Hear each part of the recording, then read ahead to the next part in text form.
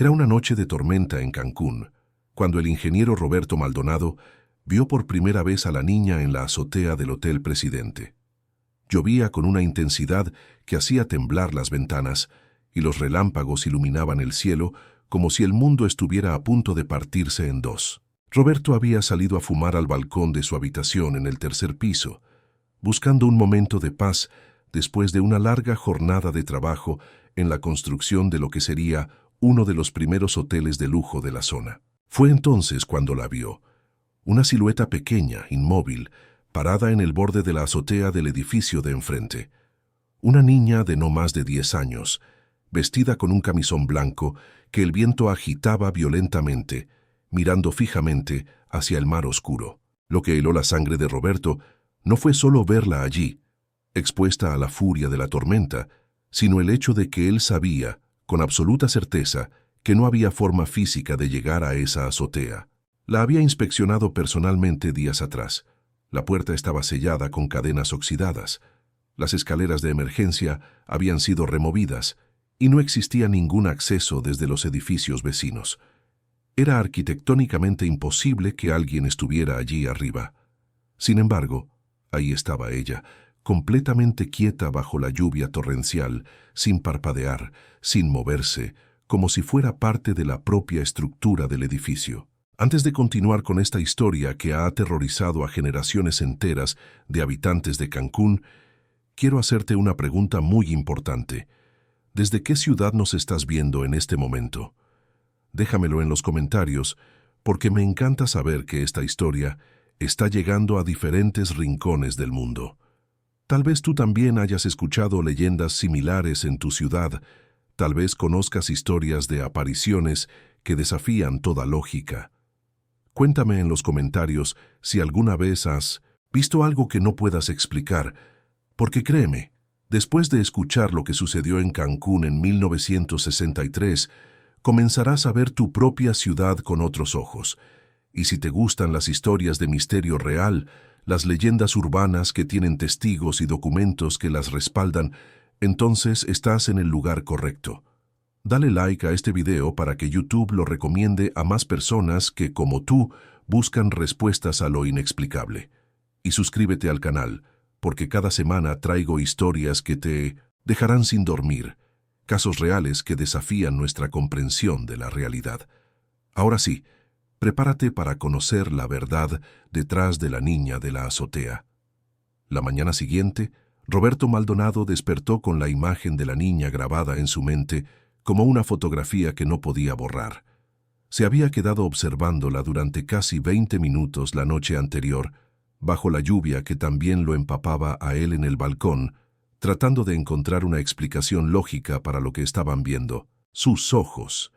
En un momento dado había gritado hacia la azotea preguntando si necesitaba ayuda, pero su voz se perdió en el rugido de la tormenta. La niña nunca se movió, nunca respondió. Simplemente siguió mirando hacia el horizonte oscuro del Caribe con una quietud que resultaba más perturbadora que cualquier movimiento. Cuando finalmente un relámpago especialmente brillante iluminó todo el cielo, Roberto pestañeó por el resplandor, y en ese instante, en esa fracción de segundo en que sus párpados se cerraron y volvieron a abrirse, la niña había desaparecido. Simplemente se desvaneció como si nunca hubiera estado allí. Durante el desayuno en el comedor del hotel, Roberto intentó concentrarse en los planos de construcción que tenía desplegados sobre la mesa, pero no podía dejar de pensar en lo que había visto. Finalmente, decidió preguntarle discretamente al mesero, un hombre mayor llamado Don Esteban, que llevaba trabajando en la zona desde que Cancún era apenas un pueblo de pescadores. ¿Sabe usted si en el edificio de enfrente vive alguna familia con niños?, preguntó Roberto tratando de sonar casual. La reacción de don Esteban fue inmediata y desconcertante. El hombre dejó caer la jarra de café que estaba sosteniendo. Se hizo añicos contra el piso con un estruendo que hizo que todos en el comedor voltearan a mirar. Pero don Esteban no se agachó a recoger los pedazos. En lugar de eso, se quedó completamente pálido, mirando fijamente a Roberto con ojos muy abiertos. ¿La vio usted?, susurró el mesero con una voz que apenas era audible. ¿Vio a la niña en la azotea? Roberto sintió que un escalofrío recorría su espalda. Entonces, ¿existe? ¿No fue mi imaginación? Don Esteban se acercó más, mirando nerviosamente a su alrededor, como si temiera que alguien más escuchara la conversación. Ingeniero, llevo más de 15 años trabajando en esta zona, y esa niña aparece desde mucho antes de que comenzara la construcción de todos estos hoteles. La primera vez que alguien la reportó fue en 1963, hace exactamente 5 años. Era un guardia de seguridad que trabajaba en la construcción del Hotel Presidente. Juró que vio a una niña en la azotea del único edificio que había entonces en esa cuadra, parada en el borde durante una tormenta. Al día siguiente subieron a revisar y encontraron la puerta de la azotea soldada. Llevaba soldada desde que construyeron el edificio 3 años antes. No había forma de que nadie hubiera entrado. Roberto sintió que el desayuno se le revolvía en el estómago. ¿Y qué pasó con ese guardia? Don Esteban bajó aún más la voz. Renunció esa misma semana. Decía que la niña lo miraba fijamente cada noche, desde diferentes edificios, siempre en azoteas inaccesibles, siempre durante tormentas. Algunos dicen que se volvió loco antes de abandonar Cancún, pero él no fue el único ingeniero. Desde entonces, docenas de personas han reportado lo mismo. La revelación dejó a Roberto sin palabras. Pasó el resto del día investigando discretamente, preguntando a otros trabajadores de la construcción, a comerciantes locales, a cualquiera que llevara suficiente tiempo en la zona como para conocer la historia. Lo que descubrió lo perturbó profundamente. La leyenda de la niña de la azotea era conocida por muchos, aunque pocos se atrevían a hablar abiertamente de ella. Siempre el mismo patrón, apariciones durante tormentas, siempre en azoteas inaccesibles, siempre la misma niña con el camisón blanco, mirando hacia el mar. Algunos testigos afirmaban haberla visto en edificios que ni siquiera tenían escaleras de acceso a la azotea. Otros juraban que la estructura del techo hacía físicamente imposible que alguien se mantuviera de pie donde ella estaba parada. Pero el detalle más escalofriante vino de un anciano pescador que vivía en una choza cerca de la playa. Cuando Roberto le preguntó sobre la niña, el pescador se santiguó 3 veces antes de responder. Esa niña busca algo, joven, o a alguien. Ha estado apareciendo por más de 5 años y cada vez con más frecuencia. Mi abuelo me contó una historia sobre una familia que vivía aquí hace mucho tiempo, antes de que Cancún fuera lo que es ahora. Tuvieron una tragedia terrible durante un huracán en los años 40. Una niña desapareció durante la tormenta. Nunca encontraron su cuerpo. Algunos dicen que se la llevó el mar. Otros. El pescador hizo una pausa, mirando nerviosamente hacia el horizonte. Otros dicen que ella sigue buscando el camino de regreso a casa. Esa noche, Roberto no pudo dormir. Se quedó despierto, sentado en el balcón de su habitación con las luces apagadas, mirando fijamente la azotea del edificio de enfrente. El cielo estaba despejado, lleno de estrellas, sin señal de tormenta. Durante horas no sucedió nada. Comenzaba a sentirse ridículo, como si estuviera perdiendo el tiempo persiguiendo fantasmas y leyendas urbanas. Estaba a punto de rendirse y meterse a la cama cuando, alrededor de las 3 de la mañana, algo cambió. El aire se volvió pesado, cargado de electricidad. Las estrellas comenzaron a desaparecer detrás de nubes que surgieron de la nada, moviéndose a una velocidad antinatural. En cuestión de minutos, una tormenta se desató sobre Cancún con una ferocidad que rivalizaba con la de la noche anterior. Y entonces, como si hubiera estado esperando ese preciso momento, ella apareció. La niña estaba nuevamente en la azotea, en el mismo lugar exacto, con la misma postura inmóvil. Pero, esta vez, algo era diferente. Esta vez no estaba mirando hacia el mar. Esta vez estaba mirando directamente hacia Roberto. Sus ojos, incluso a esa distancia y a pesar de la oscuridad interrumpida solo por los relámpagos, parecían penetrar directamente en su alma. Roberto sintió que cada músculo de su cuerpo Se tensaba. Quería moverse, quería gritar, quería correr, pero estaba completamente paralizado. Y entonces, la niña hizo algo que nunca había hecho antes, algo que ningún testigo había reportado en 5 años de apariciones. Levantó su brazo derecho lentamente, como si el movimiento le causara un gran esfuerzo, y señaló directamente hacia Roberto. No, se dio cuenta él con horror creciente. No lo estaba señalando a él. Estaba señalando algo detrás de él, algo dentro de su propia habitación. Roberto sintió cómo cada vello de su cuerpo se erizaba. El instinto le gritaba que no se diera la vuelta, que no mirara lo que fuera que la niña estaba señalando detrás de él. Pero la curiosidad humana, esa maldición ancestral que nos impulsa a buscar respuestas, incluso cuando sabemos que no queremos encontrarlas, fue más fuerte. Lentamente, con movimientos que parecían atravesar melaza, Roberto giró su cabeza. La habitación estaba completamente oscura. Las cortinas se movían suavemente con la brisa que entraba por el balcón, creando sombras danzantes que jugaban con su imaginación. Al principio no vio nada fuera de lo normal. Su cama deshecha, la maleta abierta sobre la silla, los planos de construcción esparcidos sobre el escritorio. Todo parecía estar exactamente como lo había dejado. Pero entonces, un relámpago iluminó brevemente el interior de la habitación, y Roberto lo vio. En el espejo del armario, reflejada con una claridad terrible, estaba la imagen de la niña. No estaba detrás de él en la habitación. Estaba en el reflejo, parada junto a su cama, mirándolo directamente. Pero lo más perturbador era que en el espejo Roberto podía ver su propia espalda, lo que significaba que la niña estaba parada exactamente donde él estaba en ese momento, en el balcón, compartiendo el mismo espacio físico con él. El grito que salió de la garganta de Roberto fue primitivo, un sonido de terror puro que ni siquiera sabía que era capaz de producir. Se tambaleó hacia atrás chocando contra la baranda del balcón, y por un momento aterrador pensó que iba a caer 3 pisos hacia el pavimento mojado. Sus manos se aferraron al metal frío justo a tiempo. Cuando logró recuperar el equilibrio y miró nuevamente hacia la habitación, el espejo mostraba solo su propio reflejo, pálido y aterrorizado, con los ojos desorbitados. La niña había desaparecido. Con piernas temblorosas, Roberto entró a la habitación y encendió todas las luces.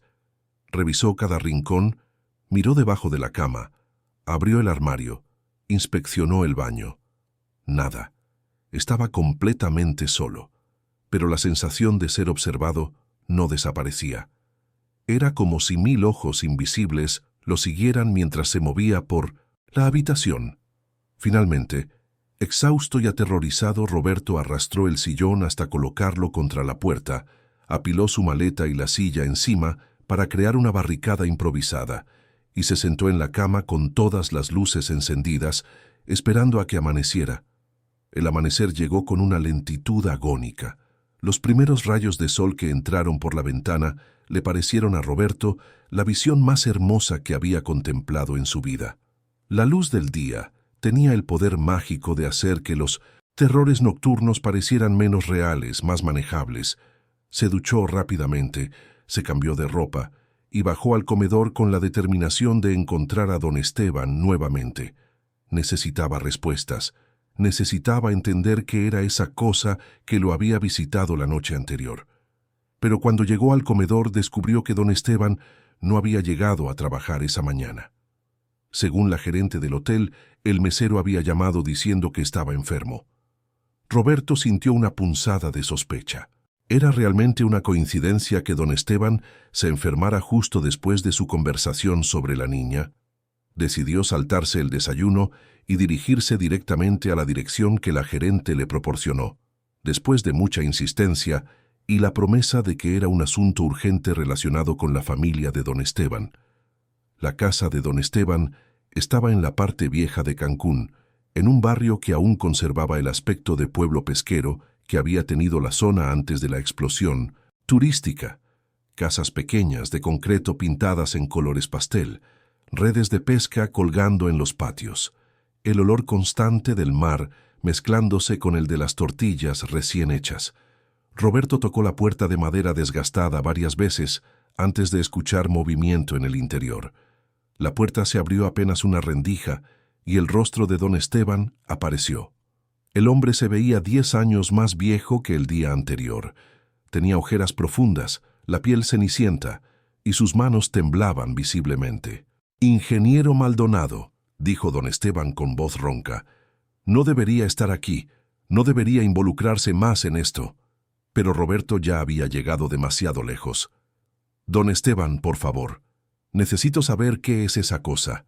Anoche la vi en mi habitación, o en el reflejo. No sé cómo explicarlo, pero estaba ahí, señalándome. ¿Qué quiere de mí?». Los ojos de don Esteban se llenaron de lágrimas. «Ay, ingeniero.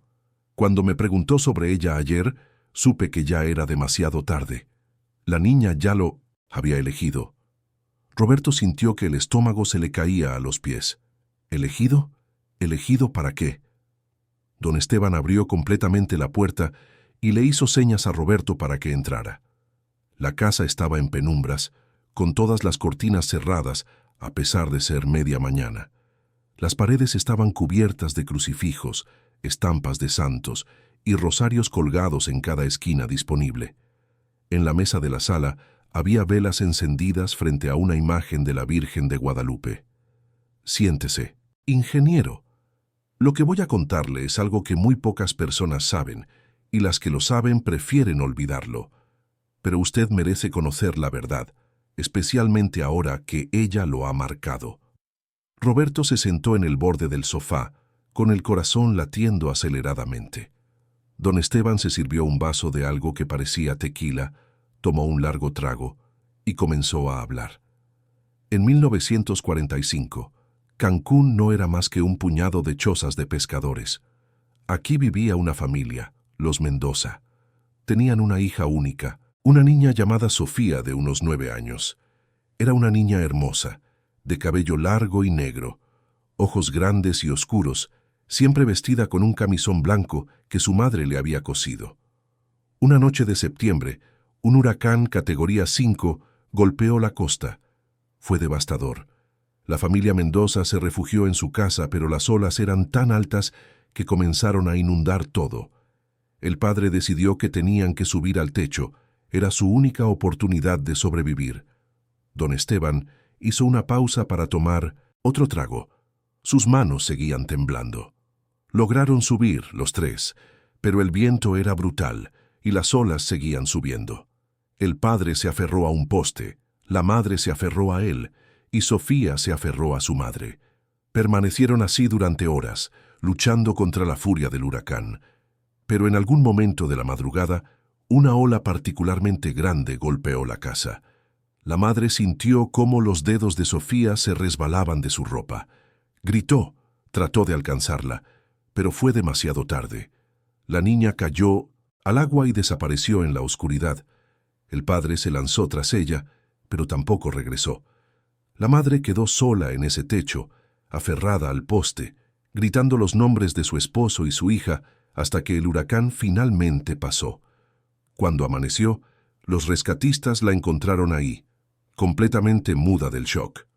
Nunca recuperó el habla. Y nunca encontraron los cuerpos de Sofía o su padre. Roberto escuchaba con horror creciente. «Entonces, ¿la niña que veo es el fantasma de Sofía Mendoza?» Don Esteban negó con la cabeza lentamente. «Ojalá fuera tan simple, ingeniero. Ojalá. Lo que sucedió después es lo que realmente aterra. La madre de Sofía, incapaz de aceptar la muerte de su hija, comenzó a caminar por las playas todas las noches, llamándola en silencio con gestos desesperados. Los pescadores decían que la veían parada en las azoteas de las pocas casas que había, mirando hacia el mar, esperando ver a su hija regresar con la marea. 6 meses después del huracán, la encontraron muerta en la playa. Se había ahogado en apenas medio metro de agua. Algunos dicen que fue suicidio, otros dicen que algo la arrastró al mar. Pero aquí es donde la historia se vuelve verdaderamente oscura, continuó don Esteban, su voz bajando a un susurro. 2 semanas después de la muerte de la madre, un pescador reportó haber visto a una niña en el techo de la vieja casa de los Mendoza durante una tormenta. Subieron a verificar y no había nadie. La casa estaba vacía, abandonada. Pero las apariciones continuaron. Primero una vez al mes, luego una vez por semana, luego cada vez que había tormenta. Y aquí está lo extraño, ingeniero. La niña aparece siempre en edificios nuevos o en construcción, nunca en las estructuras viejas. Es como si estuviera siguiendo el desarrollo de Cancún, como si estuviera buscando algo en toda esta construcción moderna. Y hay un patrón que nadie quiere admitir públicamente. Don Esteban se acercó más, su aliento oliendo fuertemente a alcohol. Cada persona que la niña señala directamente, como lo hizo con usted anoche, desaparece en menos de un mes. Algunos simplemente abandonan la ciudad sin explicación, otros tienen accidentes fatales. Uno se ahogó en su propia bañera con solo 5 centímetros de agua. Otro cayó de una azotea durante un día completamente despejado, sin viento, sin razón aparente. El guardia que la vio primero en 1963 desapareció completamente. Lo buscaron durante semanas. Nunca encontraron ni rastro de él. Es como si el mar se lo hubiera tragado, igual que a Sofía. Roberto sintió que la habitación daba vueltas. ¿Está diciendo que voy a morir? ¿Que esa cosa me va a matar? Don Esteban se cubrió el rostro con las manos. No lo sé, ingeniero. No sé qué quiere exactamente. Pero todos los que ella ha señalado han desaparecido o muerto. Todos excepto uno. Un sacerdote que vino hace 2 años, cuando las apariciones se volvieron más frecuentes. Él realizó un ritual. Trató de bendecir los edificios, de hacer que Sofía encontrara paz. Pero algo salió mal. El sacerdote sobrevivió, pero quedó cambiado. Ahora vive en un monasterio en las afueras de Mérida. No habla con nadie. Pasa sus días escribiendo las mismas palabras una y otra vez. No es Sofía. Nunca fue Sofía. Algo más llegó con el huracán. El silencio que siguió fue pesado, opresivo. Roberto finalmente encontró su voz. ¿Tiene la dirección de ese monasterio? Don Esteban asintió lentamente, fue a un cajón y sacó un papel amarillento con una dirección, garabateada. Vaya con cuidado, ingeniero, y si va a ir, vaya pronto. No espere a que sea demasiado tarde. El patrón siempre es el mismo. Primera aparición, luego señalamiento, luego 3 semanas de apariciones cada vez más cercanas, más personales. Y después, don Esteban no terminó la frase. No hacía falta. Roberto salió de la casa de don Esteban con la dirección apretada en su mano y una decisión ya tomada. No iba a quedarse esperando a convertirse en otra estadística, en otra historia de advertencia que los viejos del pueblo contaban en voz baja. Iba a llegar al fondo de esto, iba a encontrar a ese sacerdote y descubrir qué era realmente lo que lo había visitado la noche anterior. Mientras caminaba de regreso hacia la zona hotelera, un escalofrío recorrió su espalda. Lentamente, como si su cuello se moviera por voluntad propia, giró la cabeza para mirar hacia atrás. En la azotea de la casa de don Esteban, claramente visible bajo el sol brillante del mediodía, sin una sola nube, en el cielo sin rastro de tormenta, estaba la niña, parada en el borde con su camisón blanco inmóvil, a pesar de que Roberto podía sentir la brisa marina en su propio rostro. Ella lo miraba fijamente, sin parpadear, y mientras Roberto la observaba, paralizado de terror en medio de la calle, la niña lentamente abrió su boca. No emitió ningún sonido que Roberto pudiera escuchar, pero pudo leer perfectamente el movimiento de sus labios. Una sola palabra, repetida una y otra vez. Ven. El viaje a Mérida fue una tortura psicológica. Roberto condujo su automóvil rentado a través de las carreteras de Yucatán, con las manos aferradas al volante tan fuertemente que sus nudillos se volvieron blancos. Cada vez que miraba por el espejo retrovisor, temía ver a la niña sentada en el asiento trasero. Cada reflejo en las ventanas de los edificios que pasaba lo hacía saltar. Había empacado sus cosas en el hotel en tiempo récord, pagado su cuenta adelantada y salido de Cancún antes del mediodía, ignorando las llamadas de su supervisor preguntando por qué abandonaba el proyecto. Nada de eso importaba ahora. Lo único que importaba era llegar al monasterio y hablar con ese sacerdote antes de que fuera demasiado tarde. Según don Esteban, ya había perdido 2 de las 3 semanas que tenía antes de que el patrón se completara. El reloj estaba corriendo y Roberto podía sentir cada segundo como un peso en su pecho. La carretera se extendía ante él como una serpiente interminable, flanqueada por selva densa a ambos lados. Era media tarde cuando finalmente vio las señales hacia Mérida. El monasterio estaba ubicado en las afueras de la ciudad, escondido al final de un camino de tierra que serpenteaba a través de antiguas ruinas mayas cubiertas de vegetación. Era un edificio colonial de piedra blanca amarillenta por los años, con un campanario que se alzaba contra el cielo cada vez más nublado. Roberto notó con creciente ansiedad que se estaba formando una tormenta. Un monje anciano lo recibió en la entrada, su rostro arrugado mostrando sorpresa ante la aparición inesperada de un visitante. «Necesito hablar con el padre Tomás», dijo Roberto sin preámbulos, su voz más desesperada de lo que pretendía. «Es urgente, es sobre Cancún, es sobre la niña». La expresión del monje cambió instantáneamente, la sorpresa transformándose en algo parecido al miedo. Sin decir palabra, le hizo señas a Roberto para que lo siguiera. Atravesaron pasillos oscuros decorados con iconografía religiosa, el sonido de sus pasos resonando contra las paredes de piedra. El aire olía a incienso y humedad. Finalmente, el monje se detuvo frente a una puerta de madera pesada al final de un corredor particularmente sombrío. Tocó 3 veces, esperó y luego abrió lentamente. La habitación del otro lado era pequeña y espartana, una cama estrecha, un crucifijo en la pared, una mesa con una silla y una ventana con barrotes que daba a un jardín interior. Sentado a la mesa, con la espalda hacia la puerta, había un hombre de mediana edad vestido con el hábito marrón de la orden. Estaba escribiendo en un cuaderno, su mano moviéndose de manera mecánica, repetitiva. Roberto se acercó lentamente y miró por encima del hombro del sacerdote. La página estaba completamente llena de la misma frase escrita una y otra vez en letra, cada vez más pequeña y frenética. No es Sofía, nunca fue Sofía. Algo más llegó con el huracán. «Padre Tomás», dijo Roberto suavemente, tratando de no sobresaltarlo. El sacerdote se detuvo. Su mano se congeló en medio de una palabra. Lentamente, muy lentamente, giró su cabeza para mirar a Roberto. Lo que el ingeniero vio en esos ojos lo impactó profundamente. No había locura ahí, como esperaba. Había conocimiento. Un conocimiento terrible, el tipo de conocimiento que cambia a una persona fundamentalmente, que la marca para siempre. «Usted la vio», dijo el padre Tomás. No era una pregunta. La vio y ella lo señaló.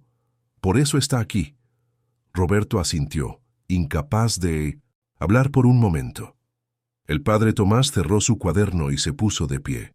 Era un hombre alto, delgado hasta parecer demacrado, con cabello prematuramente canoso y líneas profundas alrededor de los ojos. «¿Cuánto tiempo hace?», preguntó el sacerdote. «2 noches. La vi por primera vez hace 2 noches.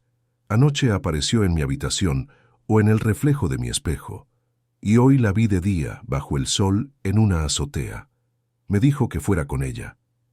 El padre Tomás cerró los ojos y suspiró profundamente. «Entonces todavía hay tiempo. Poco, pero hay tiempo. Siéntese, hijo. Lo que necesito contarle cambiará todo lo que cree saber sobre el mundo». Roberto se sentó en la cama, siendo la única otra superficie disponible en la habitación. El padre Tomás volvió a su silla, pero no se sentó. En cambio, comenzó a caminar de un lado a otro, sus manos entrelazadas detrás de la espalda, como si estuviera dando una conferencia. «Cuando llegué a Cancún hace 2 años», comenzó el sacerdote, «fue porque el obispo había recibido múltiples reportes de una presencia maligna. Las apariciones de la niña se habían vuelto más frecuentes, más agresivas. 3 personas habían desaparecido en 6 meses. Todas habían sido señaladas por ella. Yo era joven, arrogante, confiado en mi fe y mi entrenamiento. Había realizado exorcismos antes, o al menos lo que creía que eran exorcismos. Pensé que esto sería similar. Pensé que era simplemente el espíritu de una niña muerta que necesitaba encontrar paz. Se detuvo, frente a la ventana, mirando hacia el jardín donde las primeras gotas de lluvia comenzaban a caer. Investigué la historia de Sofía Mendoza. Hablé con los sobrevivientes del huracán de 1945, con los pocos que aún vivían. Encontré registros parroquiales, certificados de nacimiento, fotografías viejas. Sofía había existido, eso era indudable. Era una niña real que había muerto de una manera trágica, pero cuanto más investigaba, más inconsistencias encontraba. Los testigos describían a la niña de Mindonesi, las azoteas con detalles que no coincidían con las fotografías de Sofía. Los ojos eran diferentes, más oscuros, más vacíos. La forma de moverse era extraña, antinatural. Y estaba el hecho de que las apariciones solo comenzaron en 1963, 18 años después de la muerte de Sofía. ¿Por qué esperaría un espíritu casi 2 décadas para manifestarse? El padre Tomás se volvió hacia Roberto, su rostro iluminado por un relámpago distante. Decidí realizar una bendición en el sitio donde había estado, la casa original de los Mendoza. Era un terreno baldío en ese momento, esperando ser desarrollado. Llevé agua bendita, mi Biblia, mis reliquias sagradas. Llegué durante una tormenta, porque sabía que era cuando ella aparecía. Y apareció, tal como esperaba. Estaba parada en el centro del terreno baldío, completamente inmóvil bajo la lluvia torrencial.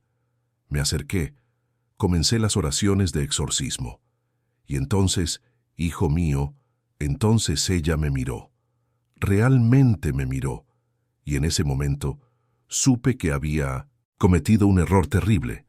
La voz del sacerdote comenzó a temblar. Sus ojos no eran ojos humanos, no eran siquiera ojos de un espíritu humano. Era como mirar directamente al océano durante una tormenta, profundo, oscuro, antiguo e infinitamente hambriento. Y escuché una voz en mi mente, no con mis oídos, sino directamente en mis pensamientos. Me dijo cosas, hijo, cosas sobre la naturaleza de lo que realmente soy, de lo que realmente es este mundo. Me mostró visiones del huracán de 1945, pero no como los humanos lo experimentaron. Me mostró lo que vino con la tormenta. Roberto se inclinó hacia adelante, su corazón latiendo salvajemente. ¿Qué vino con la tormenta? El padre Tomás se sentó pesadamente en su silla, de repente luciendo extremadamente cansado. Hay cosas, hijo, que viven en los lugares profundos del océano. No me refiero a peces o criaturas marinas que los científicos han catalogado. Me refiero a cosas antiguas, cosas que existían antes de que los humanos caminaran, sobre la tierra. Entidades que ocasionalmente suben a la superficie durante las grandes tormentas. La mayoría de las veces, simplemente pasan, regresan a las profundidades. Pero a veces, muy raramente, encuentran algo que las ancla a nuestro mundo. Un momento de tragedia extrema, una muerte violenta, un alma que se aferra desesperadamente a la vida. En 1945, cuando Sofía Mendoza fue arrastrada al mar por esa ola, su terror, su desesperación, su negación absoluta de la muerte, creó una abertura, y algo que nadaba en las aguas oscuras de ese huracán encontró esa abertura y la atravesó. Roberto sintió que la sangre se le helaba en las venas. ¿Está diciendo que la niña que veo no es un fantasma? ¿Qué es algo del océano que se está haciendo pasar por Sofía Mendoza? El padre Tomás asintió lentamente, tomó su forma, su apariencia, de sus últimos momentos de vida. Pero no es ella.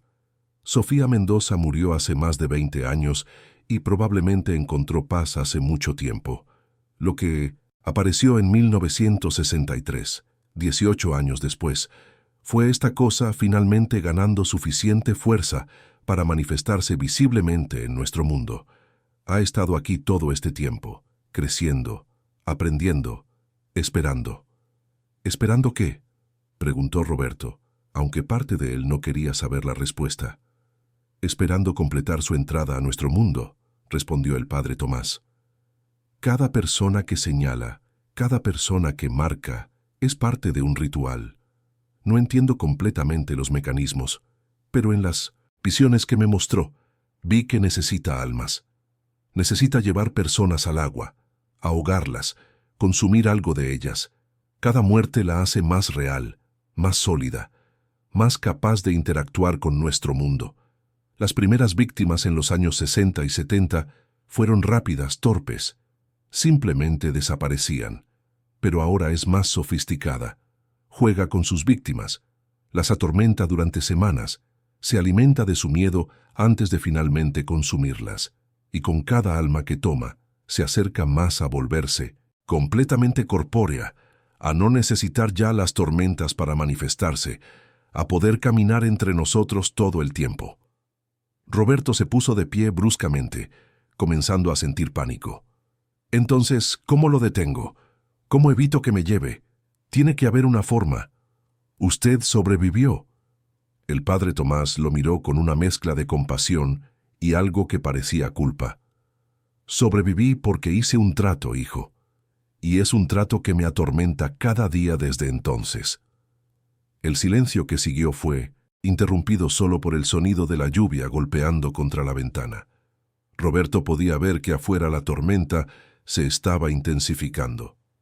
¿Qué tipo de trato?, preguntó finalmente. Su voz apenas un susurro. El padre Tomás se levantó y caminó hacia la ventana, presionando su frente contra el vidrio frío. Cuando me tuvo ahí, en ese terreno baldío, con su presencia abrumándome, invadiendo mi mente, mostrándome horrores que ningún ser humano debería ver, estuve seguro de que iba a morir. Podía sentir cómo me arrastraba mentalmente hacia el agua, hacia las profundidades oscuras donde mora. Pero entonces, en un momento de desesperación, le hablé. No con oraciones o exorcismos, sino con mi propia voz, mi propio miedo honesto. Le supliqué que me dejara vivir. Le pregunté qué quería realmente. Y ella respondió. El sacerdote se volvió hacia Roberto, lágrimas corriendo por sus mejillas. Me dijo que quería completar su transición, que necesitaba 7 almas más para poder manifestarse, permanentemente en nuestro mundo. En ese momento ya había tomado 5. Solo necesitaba 2 más. Me ofreció un trato. Me dejaría vivir si yo no interfería más, si no advertía a sus futuras víctimas, si dejaba que completara su transformación. Acepté. Dios me perdone, pero acepté. Era cobarde, egoísta y aterrorizado. Acepté salvar mi propia vida a costa de 2 personas inocentes más. Roberto sintió que sus piernas se debilitaban. Se apoyó contra la pared. ¿Cuántas almas ha tomado desde mis manos? Entonces, ¿desde que hicieron ese trato? El padre Tomás cerró los ojos. 1. Tomó una hace 6 meses. Un joven turista americano que estaba de luna de miel. Lo encontraron ahogado en la piscina de su hotel, aunque era un nadador experto y la piscina solo tenía 1 metro de profundidad. Necesita una más, hijo. Solo una más para completar su ritual. Y luego será libre de caminar entre nosotros, de acechar no solo Cancún, sino cualquier lugar cerca del agua. Será imparable. Roberto sintió náuseas. ¿Por qué me está contando esto? Si hizo un trato para no advertir a las víctimas, ¿por qué me está ayudando ahora? El padre Tomás abrió los ojos, y en ellos, Roberto vio una determinación que no había estado ahí antes. Porque he tenido 2 años para vivir con mi decisión. 2 años para rezar, para meditar, para luchar con mi conciencia. Y he llegado a una conclusión. Prefiero romper mi trato y enfrentar las consecuencias que permitir que esa cosa tome otra alma. Prefiero sacrificarme yo mismo que vivir sabiendo que podría haber salvado a alguien y no lo hice. Así que voy a ayudarlo, hijo. Voy a enseñarle lo que aprendí sobre esta criatura. Y juntos Vamos a encontrar una forma de detenerla, incluso si nos cuesta la vida a ambos. Antes de que Roberto pudiera responder, todas las luces del monasterio se apagaron simultáneamente. La tormenta afuera había alcanzado su punto máximo. Los truenos sacudían las paredes de piedra y la lluvia golpeaba las ventanas con furia. En la oscuridad, iluminados solo por los relámpagos intermitentes, Roberto y el padre Tomás se miraron, y entonces ambos lo sintieron. Esa presencia familiar, ese peso en el aire que indicaba que no estaban solos. Lentamente, Roberto giró su cabeza hacia la ventana. Ahí, parada en el jardín interior bajo la lluvia torrencial, estaba la niña. Pero no estaba sola. Detrás de ella, apenas visibles como sombras más oscuras en la oscuridad de la tormenta, había figuras. 5 figuras de Minoos, personas, traslúcidas, empapadas, con algas colgando de sus ropas. Las almas que ella había tomado, comprendió Roberto con horror, y todas ellas estaban mirando directamente hacia la ventana, directamente hacia el padre Tomás. La niña levantó su mano, señalando al sacerdote, y esta vez su boca se abrió lo suficiente para que Roberto pudiera escuchar su voz, no en su mente, sino con sus propios oídos, una voz que sonaba como olas rompiendo contra rocas, como el arrastre de la corriente submarina. Rompiste tu promesa. Lo que sucedió a continuación pareció desarrollarse en cámara lenta. El padre Tomás se lanzó hacia Roberto, empujándolo lejos de la ventana, justo cuando el vidrio explotaba hacia adentro en una lluvia de fragmentos cortantes. Pero no fue el viento lo que rompió la ventana. Fue algo mucho peor. Una de las figuras traslúcidas, uno de los ahogados, atravesó el espacio donde Roberto había estado parado segundos antes, sus manos extendidas como garras, su rostro contorsionado en una máscara de agonía y rabia. El espectro pasó a través de la pared opuesta como si no existiera, dejando un rastro de agua salada que goteaba imposiblemente hacia arriba, desafiando la gravedad. ¡Corra!, gritó el padre Tomás, arrastrando a Roberto hacia la puerta. No puede tocarlos directamente, pero sus sirvientes sí pueden. Tiene que salir del monasterio ahora. Salieron tambaleándose al pasillo justo cuando otra figura atravesaba la pared detrás de ellos. Roberto pudo ver sus detalles, con horrible claridad bajo la luz intermitente de los relámpagos que entraban por las ventanas del corredor. Era una mujer joven, su piel hinchada y pálida por el agua, sus ojos completamente blancos, algas marinas enredadas en su cabello. Tenía la boca abierta, en un grito silencioso, y cuando se movía dejaba charcos de agua de mar que olía a podredumbre y sal. Corrieron por los pasillos del monasterio, sus pasos resonando contra las paredes de piedra, perseguidos por los espectros ahogados que aparecían y desaparecían a través de las paredes. Roberto podía escuchar gritos de otros monjes, despertados por el caos. «No miren a los espectros», gritaba el padre Tomás mientras corrían. «Si hacen contacto visual directo, pueden entrar en sus mentes. Solo corran». Doblaron una esquina y casi chocaron con el monje anciano que había recibido a Roberto. El viejo estaba paralizado de terror, mirando fijamente a uno de los ahogados que flotaba frente a él. El espectro extendió su mano hacia el rostro del monje y cuando sus dedos fantasmales tocaron la frente del anciano, éste comenzó a convulsionar. Agua salada comenzó a brotar de su boca y nariz, como si se estuviera ahogando en tierra seca. «¡No!», gritó el padre Tomás, pero Roberto lo agarró y lo jaló. No había nada que pudieran hacer. El monje anciano cayó al suelo, ahogándose en agua que no debería existir, mientras el espectro se inclinaba sobre él como si estuviera bebiendo algo invisible que emanaba del cuerpo, convulsionante. Roberto y el padre Tomás llegaron finalmente a la entrada principal del monasterio. La puerta estaba cerrada con una pesada barra de madera. Lucharon con ella, mientras detrás de ellos el pasillo se llenaba de figuras traslúcidas, todas avanzando lentamente, todas goteando agua de mar sobre las antiguas piedras. Lograron abrir la puerta y salieron a la tormenta. La lluvia era tan intensa que apenas podían ver a 1 metro de distancia. El padre Tomás agarró a Roberto del brazo y gritó sobre el rugido del viento. ¡Su automóvil! Tenemos que alejarnos del agua. Ella es más fuerte cerca del océano. Corrieron hacia donde Roberto había estacionado, resbalando en el lodo, la lluvia golpeándolos con fuerza física. Roberto buscó frenéticamente sus llaves, sus manos temblando tanto que casi las deja caer. Finalmente, logró abrir el auto y ambos se lanzaron dentro, cerrando las puertas con fuerza. Por un momento, solo se escuchó su respiración agitada y el tamborileo incesante de la lluvia contra el techo del vehículo. ¿Hacia dónde?, preguntó Roberto metiendo la llave en el encendido. El padre Tomás estaba empapado, su hábito pegándose a su cuerpo delgado, temblando tanto por el frío como por el miedo. Tierra adentro, lo más lejos posible del océano. Ella necesita agua para manifestarse completamente. Si nos alejamos lo suficiente de la costa, tal vez, solo tal vez, no pueda alcanzarnos con su poder completo. Roberto encendió el motor y aceleró, las llantas pateando en el lodo antes de encontrar tracción.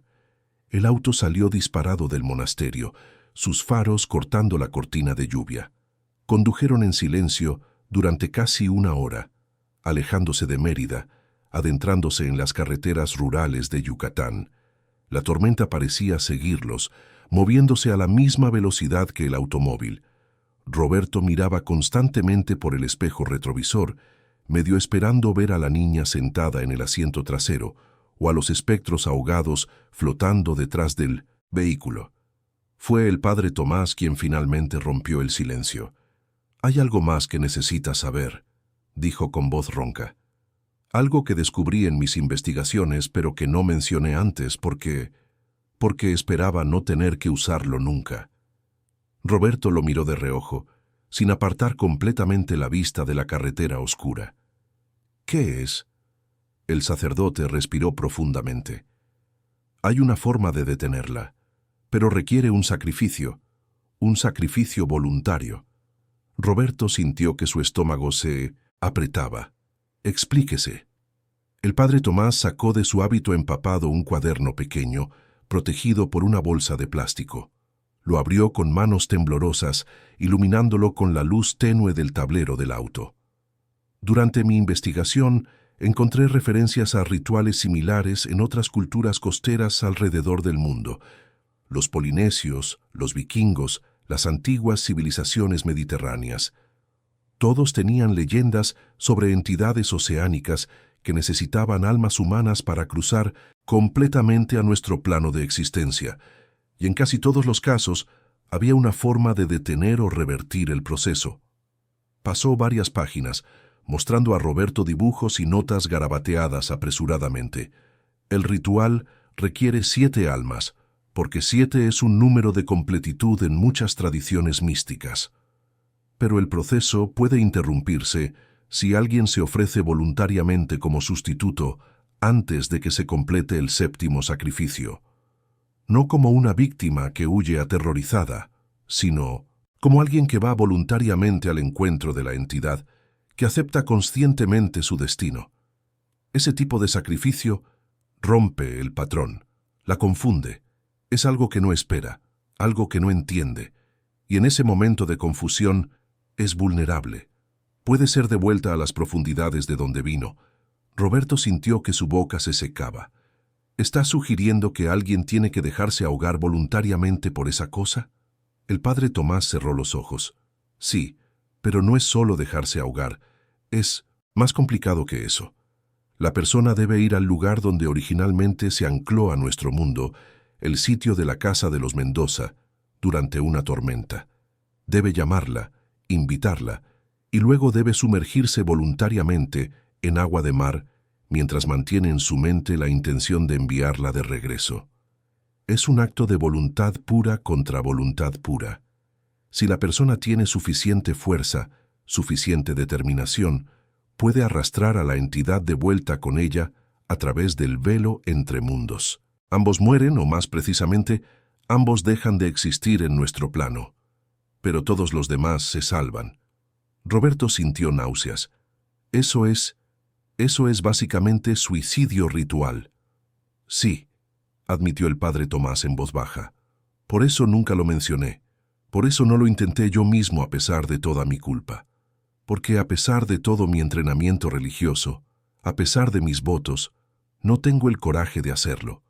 Soy un cobarde, hijo. Y esa cobardía es lo que me ha estado destruyendo durante 2 años. Roberto apretó el volante con tanta fuerza que sus nudillos se volvieron blancos.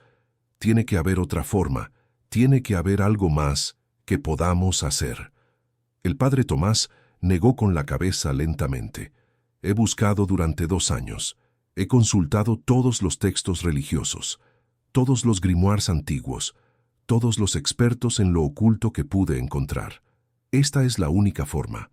O alguien se sacrifica voluntariamente, o ella completa su transformación tomando su séptima alma, que sería usted, y luego es libre de caminar entre nosotros eternamente, tomando más y más víctimas a su voluntad.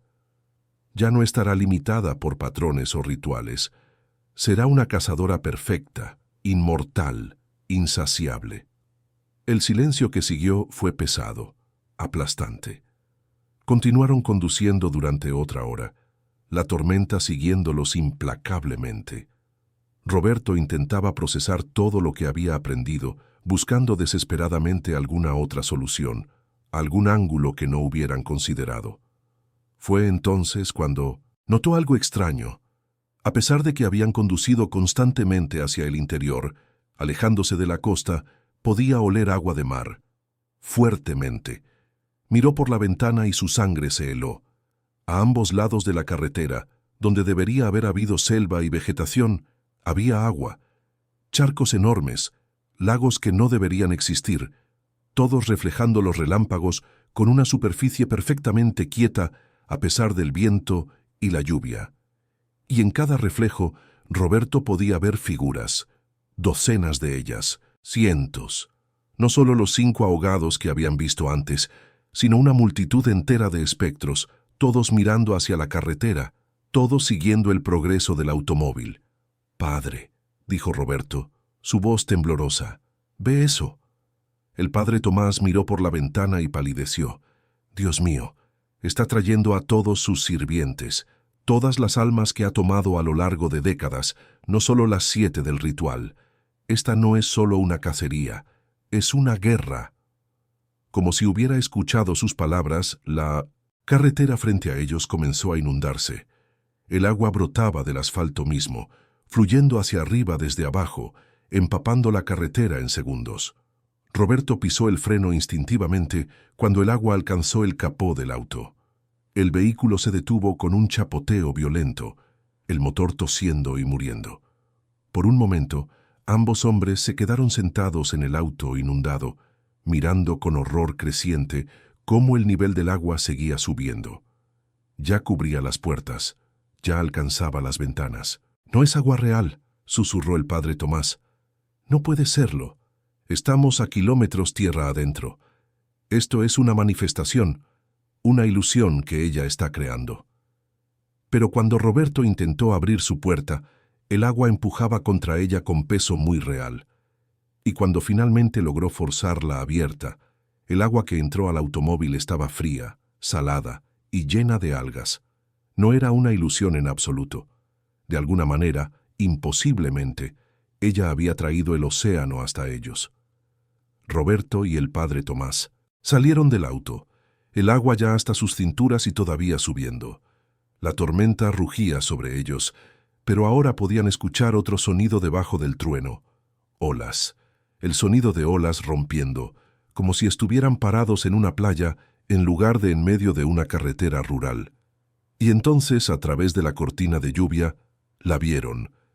La niña estaba parada sobre la superficie del agua imposible, caminando hacia ellos, sus pies dejando apenas ondas mientras se acercaba.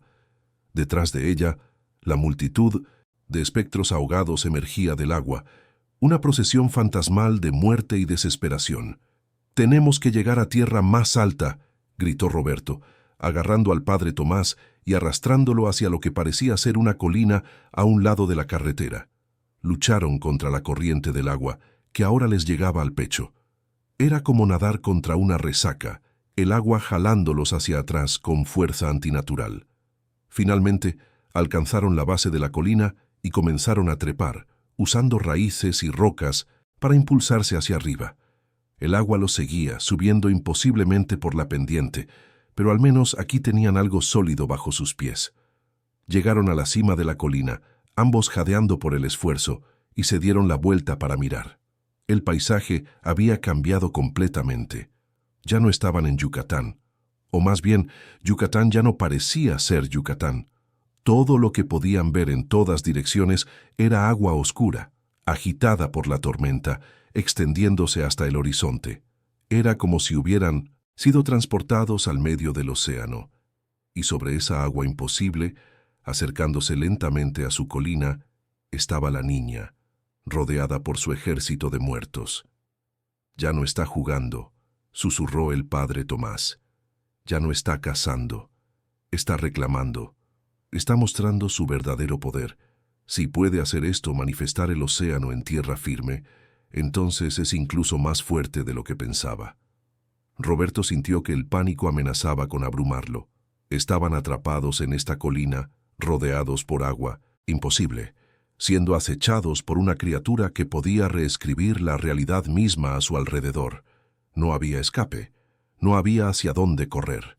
Fue entonces cuando el padre Tomás hizo algo inesperado.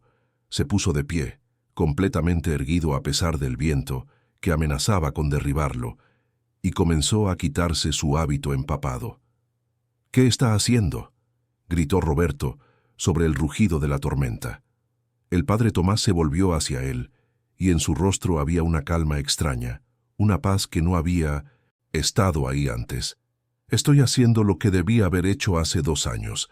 Estoy eligiendo el sacrificio en lugar de la cobardía. Estoy ofreciéndome voluntariamente». Roberto lo agarró del brazo.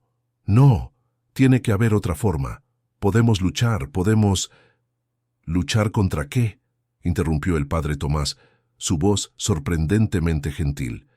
«Ella puede manifestar el océano en medio de la selva, puede invocar a los muertos, puede reescribir la geografía misma. No hay lucha que podamos ganar, hijo. Solo hay rendición o sacrificio, y prefiero que mi muerte signifique algo que vivir sabiendo que la dejé tomar otra alma inocente». Se soltó del agarre de Roberto y comenzó a caminar hacia el borde del agua. «Padre, espere. Si hace esto, ¿qué garantía tiene de que funcionará? ¿Qué pasa si simplemente lo mata y luego viene por mí de todos modos?» El padre Tomás se detuvo. «Ninguna garantía, hijo. Solo fe. Fe en que el universo, o Dios, o lo que sea que gobierne estas cosas, reconocerá un verdadero sacrificio y lo honrará. Es todo lo que tengo. Es todo lo que cualquiera de nosotros tiene al final». Y con esas palabras, el padre Tomás entró al agua. La niña se detuvo cuando el padre Tomás entró al agua. Por primera vez desde que Roberto la había visto, su expresión cambió. La máscara de indiferencia fría se quebró por un momento, reemplazada por algo que parecía confusión. Sus ojos oscuros e inhumanos se fijaron en el sacerdote que caminaba hacia ella, no huyendo, sino acercándose voluntariamente. El padre Tomás avanzaba lentamente, el agua llegándole a las rodillas, luego a la cintura, sus labios moviéndose en lo que parecía ser una oración. Los espectros ahogados que rodeaban a la niña comenzaron a agitarse, sus movimientos volviéndose erráticos, como si no supieran cómo responder a esta situación. Siempre habían sido los cazadores, sus víctimas siempre habían huido. Esto era diferente. Esto rompía el patrón que habían seguido durante décadas. «Entidad del océano. Profundo», gritó el padre Tomás, su voz resonando sobre el agua con una fuerza que Roberto no sabía que poseía. «Soy el padre Tomás Hernández, y vengo a ti no como víctima, sino como ofrenda voluntaria. Toma mi alma si debes alimentarte, pero libera a este hombre. Rompo mi pacto contigo, acepto las consecuencias y me ofrezco en su lugar». La niña ladeó su cabeza de una manera que ningún ser humano podría, un ángulo imposible que hizo que Roberto sintiera náuseas solo de verlo.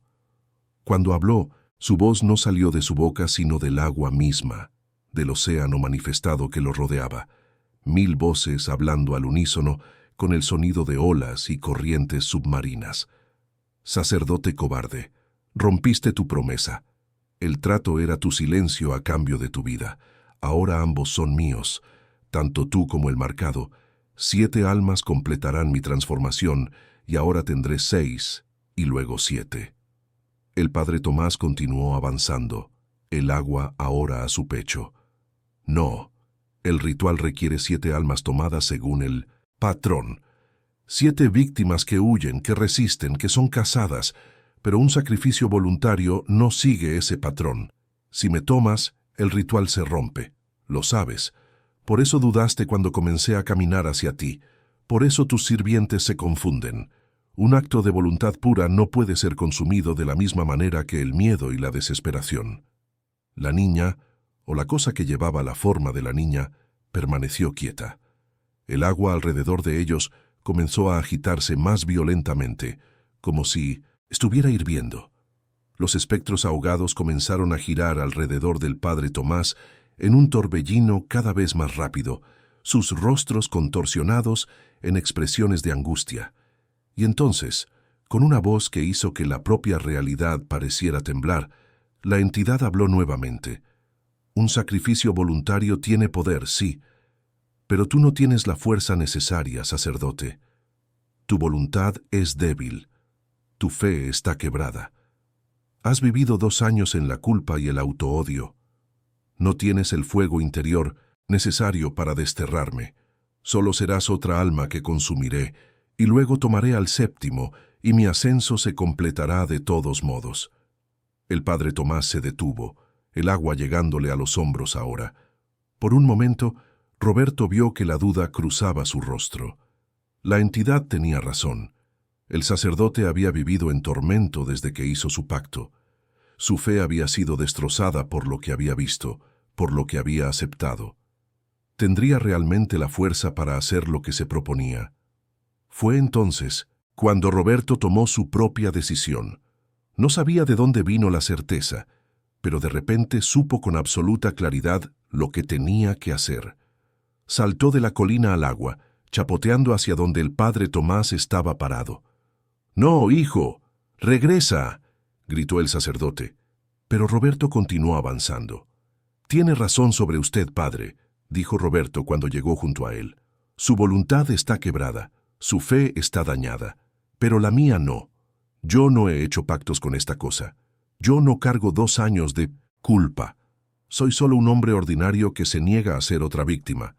Y si se necesita un sacrificio voluntario con voluntad inquebrantable, entonces eso es lo que le daré». Se volvió hacia la niña, mirándola directamente a esos ojos oscuros e inhumanos. «Soy Roberto Maldonado.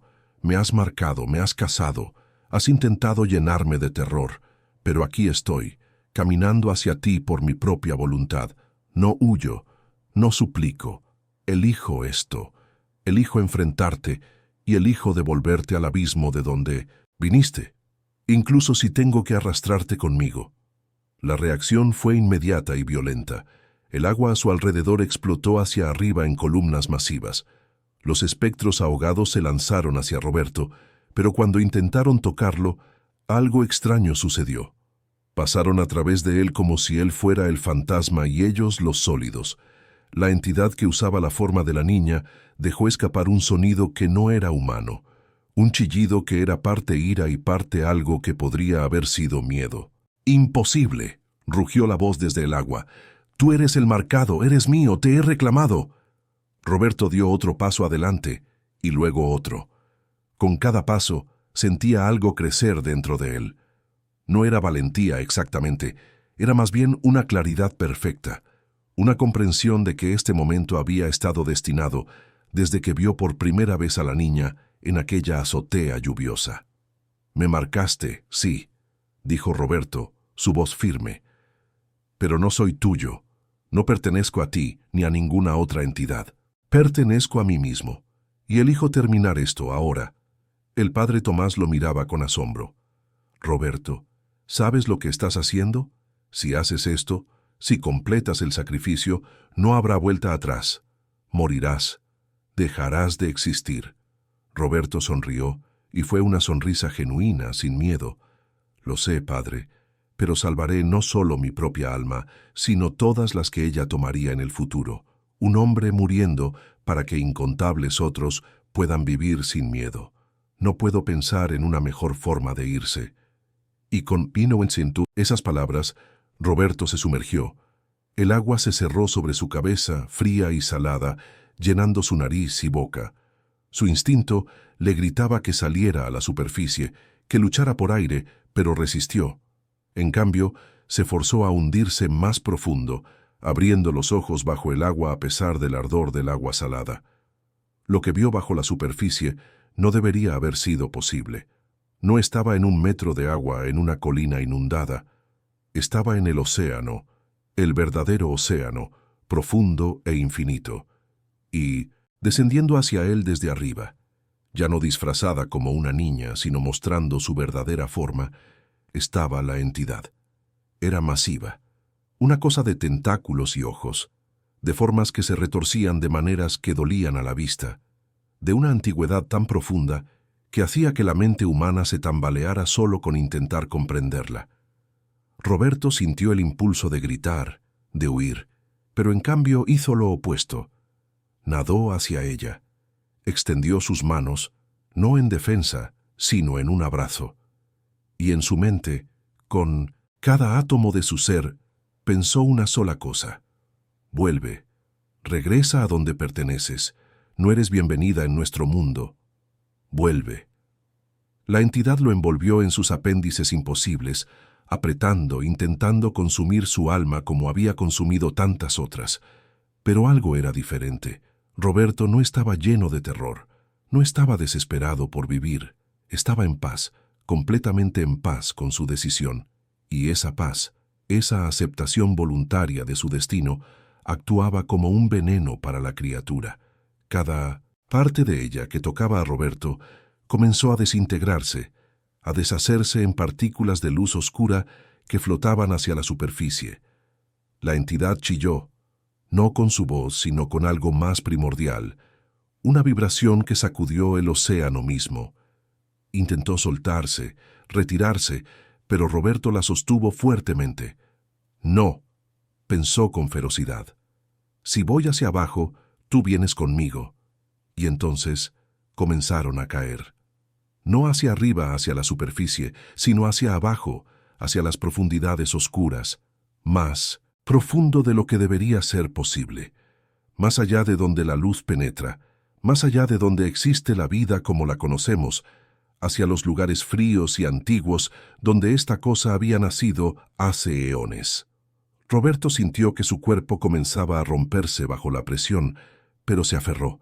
Sintió que sus pulmones ardían por falta de oxígeno, pero no soltó. Y mientras caían, mientras se hundían más allá del mundo físico, hacia algo más allá, vio imágenes. Vio a la verdadera Sofía Mendoza, una niña feliz, jugando en la playa antes del huracán. La vio siendo arrastrada por la ola, su terror, su muerte. Vio a esta entidad encontrando ese momento de trauma como una puerta abierta, deslizándose a través, tomando la forma de los últimos momentos de Sofía para poder existir en el mundo de los humanos. Vio las décadas de espera, de acumulación de poder, de aprender a cazar. Vio a todas las víctimas, sus últimos momentos, sus muertes en agua imposible. Y vio el futuro que habría sido si ella completaba su transformación. Décadas más de cacería, cientos de víctimas, una entidad inmortal acechando las costas del mundo para siempre. Pero ese futuro se estaba deshaciendo ahora. Con cada metro que caían, la entidad se volvía menos sólida, menos real. Su agarre en el mundo humano se aflojaba, y finalmente, en las profundidades más oscuras imaginables, donde la presión debería haber aplastado a Roberto en un instante, algo cambió. La entidad dejó de luchar, no porque quisiera, sino porque ya no podía. El sacrificio voluntario de Roberto, su voluntad pura de morir para salvar a otros, había roto completamente su conexión con el mundo humano. Estaba siendo forzada de vuelta a través del velo, de regreso al lugar de donde nunca debió haber salido. Y Roberto iba con ella, porque ese era el precio del sacrificio. No podías desterrar algo tan antiguo y poderoso sin ir con él. En sus últimos momentos de conciencia, Roberto sintió paz. Pensó en su familia, en sus amigos, en todas las personas que nunca conocería que ahora vivirían porque él eligió esto. Pensó en el padre Tomás, quien finalmente tendría la oportunidad de redimirse. Pensó en Cancún, que ahora estaría libre de esta maldición. Y entonces, con un destello final de luz en las profundidades imposibles, Roberto Maldonado dejó de existir. Tanto él como la entidad se disolvieron en la oscuridad, unidos en su caída, ambos pasando más allá del velo entre mundos, hacia un lugar donde los humanos no estaban destinados a ir. El padre Tomás, aún parado en el agua cada vez menos profunda, sintió el momento exacto en que sucedió. El agua imposible que los rodeaba simplemente desapareció, evaporándose en un instante como si nunca hubiera existido. De repente, estaba parado en una carretera seca bajo una lluvia normal, con su automóvil empapado pero intacto a unos metros de distancia. Los espectros ahogados se habían ido. La niña se había ido. Todo rastro de la entidad había desaparecido como si nunca hubiera existido. Cayó de rodillas en el asfalto mojado, lágrimas corriendo por su rostro, mezclándose con la lluvia. «Gracias», susurró hacia el cielo. «Gracias, Roberto. Hiciste lo que yo no tuve el coraje de hacer. Descansa en paz, hijo. Descansa en paz». Los días siguientes fueron extraños. El padre Tomás regresó al monasterio para encontrarlo en caos. El monje anciano había sobrevivido milagrosamente, aunque no tenía memoria de lo que había sucedido. Las ventanas rotas fueron atribuidas a la tormenta. Nadie hablaba de espectros o agua imposible. Era como si la realidad misma hubiera decidido olvidar. Roberto Maldonado fue oficialmente reportado como desaparecido después de que su automóvil fue encontrado abandonado en una carretera rural. Las búsquedas no revelaron nada. No había cuerpo, no había rastro, nada.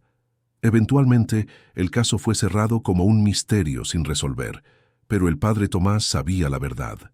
Y en Cancún algo cambió. Las apariciones de la niña en las azoteas cesaron completamente. No hubo más muertes inexplicables por ahogamiento, no más reportes de figuras fantasmales durante las tormentas. La leyenda lentamente comenzó a desvanecerse de la memoria colectiva, convirtiéndose en solo otra historia de fantasmas que los viejos contaban pero que nadie realmente creía.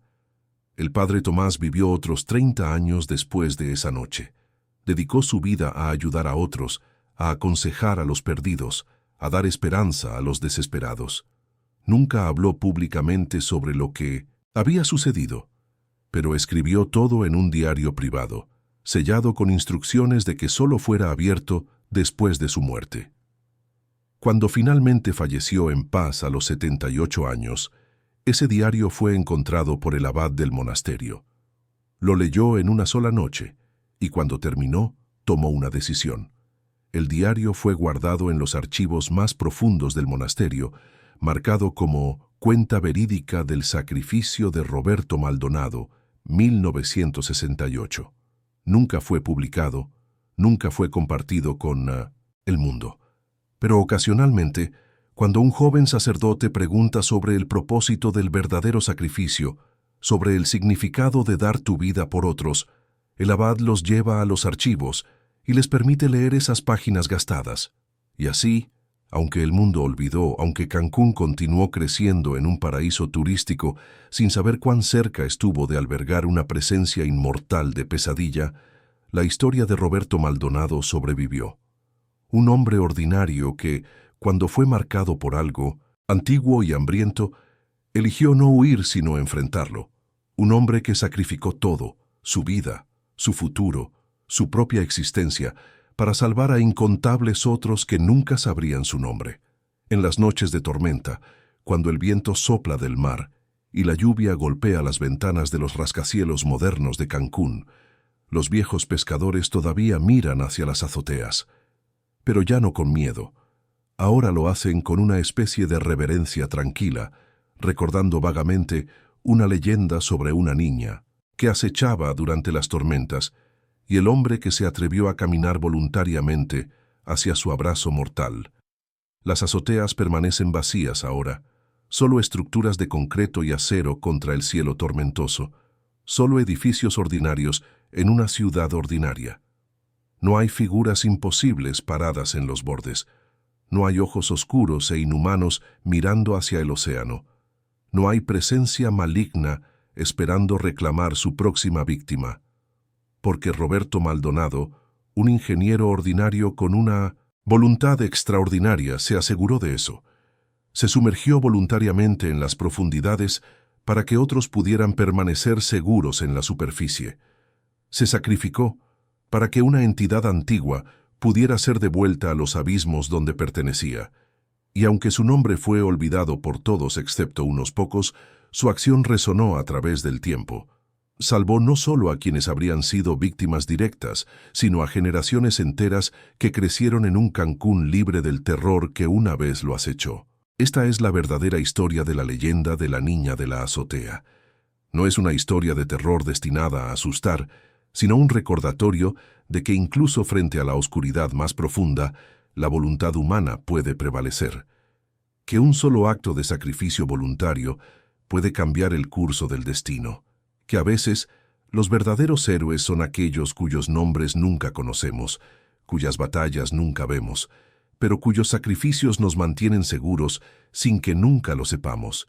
Y si alguna vez te encuentras en Cancún durante una tormenta y miras hacia las azoteas vacías de los edificios antiguos, toma un momento para recordar a Roberto Maldonado, el hombre que caminó voluntariamente hacia la muerte para que tú pudieras permanecer en vida.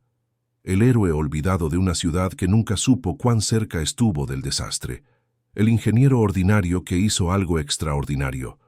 Tal vez su mayor legado no sea que detuvo a un monstruo, sino que demostró algo fundamental sobre la humanidad. Que, cuando se nos da a elegir entre salvar nuestras propias vidas a costa de otros o sacrificarnos para salvar a muchos, hay quienes elegirán el sacrificio. Hay quienes caminarán voluntariamente hacia la oscuridad, no porque sean santos o héroes en busca de gloria, sino simplemente porque es lo correcto. Y esa, al final, es la lección más importante de todas. En un mundo lleno de oscuridad, de cosas antiguas y hambrientas que acechan en los bordes de nuestra realidad, lo que nos salva no es nuestra tecnología o nuestras armas o nuestro conocimiento, es nuestra capacidad de elegir el bien, incluso cuando nos cuesta todo. Es nuestra voluntad de sacrificarnos por otros, de enfrentar el miedo no con huida, sino con aceptación. Es, en última instancia, nuestra humanidad lo que nos hace más fuertes que las cosas que se esconden en la oscuridad. Descansa en paz, Roberto Maldonado. Tu sacrificio no fue en vano, y aunque el mundo te olvidó, los que conocen la verdad nunca lo harán.